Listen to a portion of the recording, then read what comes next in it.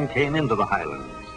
First, the Cherokee Indian, then the Spaniard hunting treasure, then the Scotch-Irish, German, and Huguenot settlers in search of home sites. They came nearly 200 years ago, cleared the wilderness to build log cabins, fought the forest for cropland, then settled down, walled in from the rest of the world. This is the story of their descendants, the people who still live by simple, honest values in a world grown complicated all around them.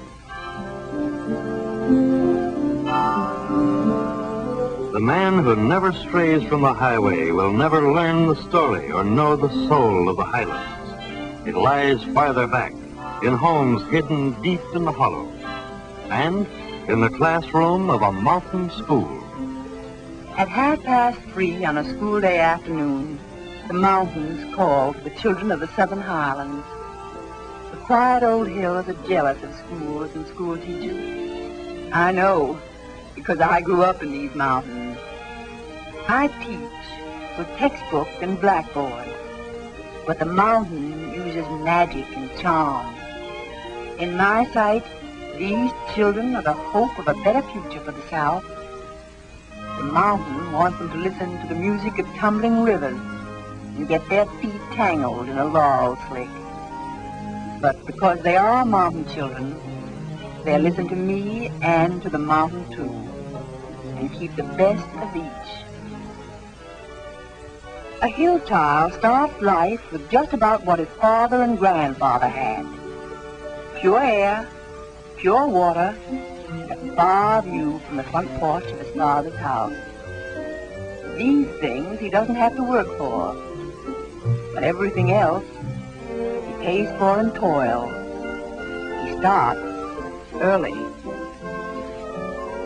Courage, pride, and love of freedom are strong in his blood. Those same qualities led his forefathers into the mountain wilderness nearly 2 centuries ago. They battled the forest of their cornfields and took steady aim down the long barrel of a rifle when they needed meat for the table. They came from Scotland and Ireland mostly, clannish people with dry humor and gunpowder tempers.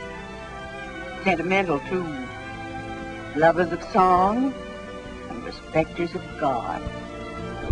That's why their hearts melted when they saw the green giants of the highlands. They were humbled the way we are today.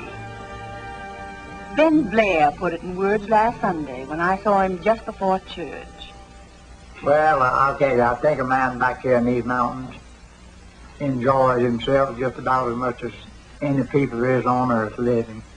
There's nothing to bother him much, and he can serve the Lord. All this land of ours don't belong to us, it belongs to our Maker. And he has got control of it all. If he gives us the rain and the sunshine and the seed, well, we have good crops.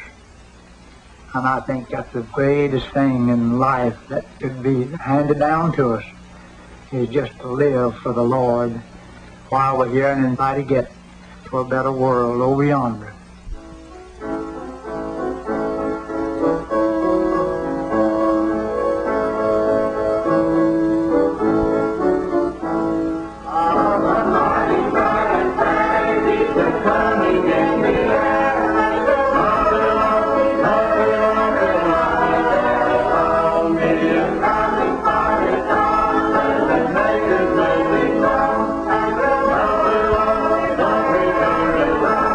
Yeah.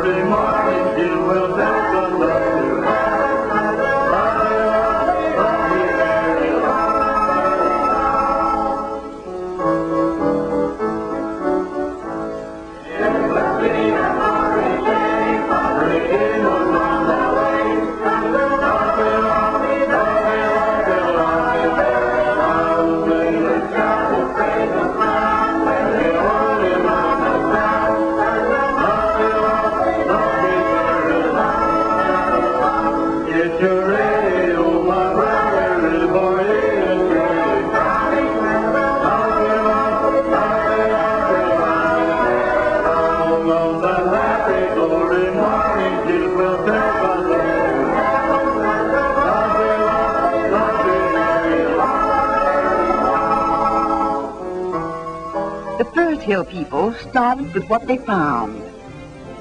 They cut logs to build cabins and split shingles to cover the roofs.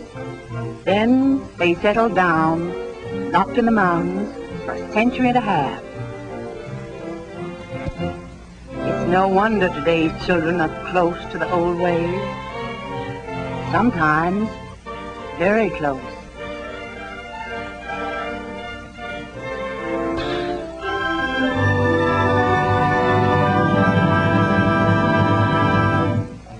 In all his days, John McDowell has never had a spoonful of white sugar on his table. His daddy left him a sorghum press. He makes his own sweetening. John himself feeds the sorghum cane into the press, and his old mare has been circling round John as long as I can remember. I had to smile when he told me the press was starched on from an iron foundry way yonder in Ohio, and it was 20 days a coming while she rode the last spell on the back of a mule critter.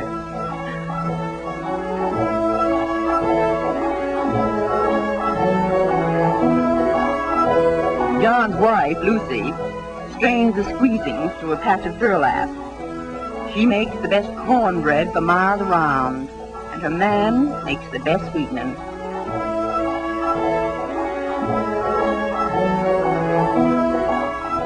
The steam rises up like mist off a mountain and sweetens the air in the clearing.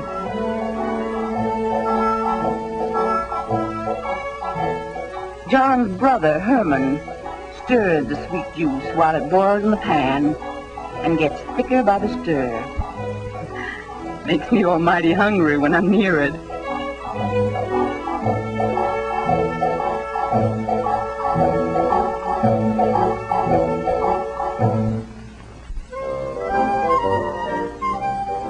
If a man wanted a chair to sit on, he made it himself.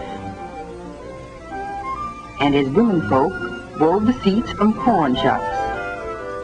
The hill woman made all the family's clothes. Time was when store-bought things flooded the mountains and folks were ashamed to own homemade things. Then the tourists came into the highlands and carried on about the old-timey quilts and the home-forged ironwork. So the loom and the forge came back to life. I like to see the shuttle and the bellows in the hands of a mountain girl or boy, because I know there's a naturalness in it. And it's something they'll always remember, the way they'll remember the easy-come rhythm of an old-fashioned mountain square dance. Big ring, circle